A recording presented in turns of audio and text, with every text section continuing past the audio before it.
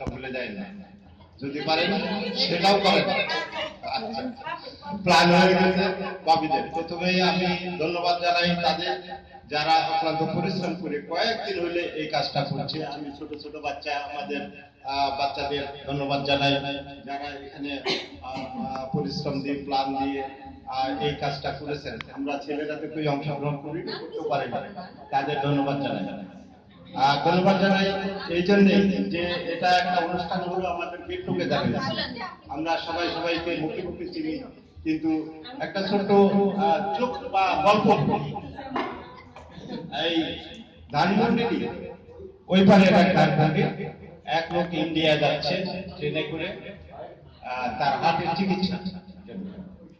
তো ট্রেনের ভিতরে বাংলাদেশে আর একটা যাত্রা, তাকে জিজ্ঞাসা করছে, ভাই আপনি কি জন্য যাচ্ছেন? কেউ বলছে আমি ধরুনি চেক আপে যাচ্ছি। যে ভাই আপনি কোথায় থাকেন? তো আমি ধানমন্ডি। ধানমন্ডি কত নম্বরে? এত নম্বরে। বাসা নম্বর কত? উনিও যে বাসাতে থাকে ওই ভদ্রলোক সেই বাসাতে থাকে, অথচ কেউ কাউকে চেনে না।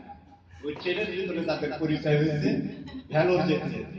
তা আমাদের 72টা ফ্ল্যাট হবে, 72টা পরিবার থাকবে, 4 72-এর মতো এতগুলো ছেলে মেয়ে বউ বাচ্চা থাকবে, মোটামুটি একটা হিসাব। তাদের ভিতরে এরকম গেট টুগেদার না করলে আমরা একে অপরকে চিনবো না, ও ভাবিদেরও চিনবো না, বাচ্চাদেরও কেউ চিনবে না। কাজে গেট টুগেদারটা করা কিন্তু প্রয়োজন আছে।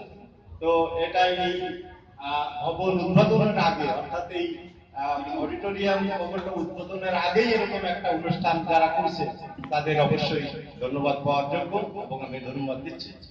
তো অনুষ্ঠান এভাবে বক্তব্য না দিয়ে বাচ্চাদের আরো অনুষ্ঠান আছে, ভাবিদের কথাবার্তা আছে, নাচ গান আছে,